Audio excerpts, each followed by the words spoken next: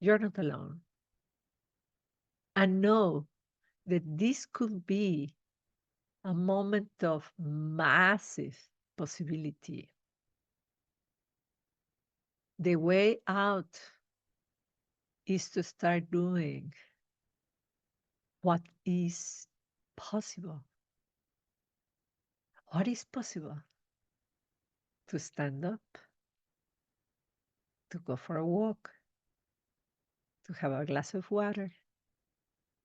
You see, as you start moving in this darkness, you are going to be guided because in this darkness, divine is with you.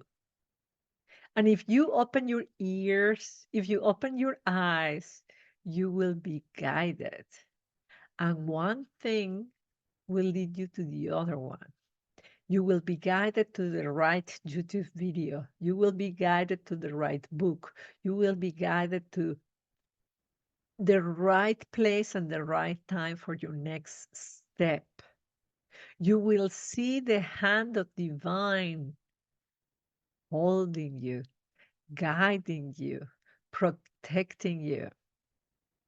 Open your eyes. Start allowing the wisdom to enter your system. Before you know it, you will be paying it back to others. I tell you this because I have been there in really dark places that I thought I will never come out. And all the time, 100%, God has taken me out of that.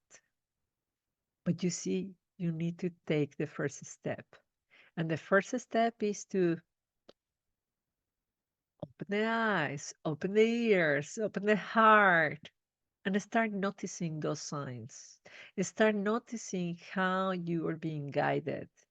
Start noticing that impetus that comes from your gut, that comes from your womb to say, now I'm going to go to the right, to the left.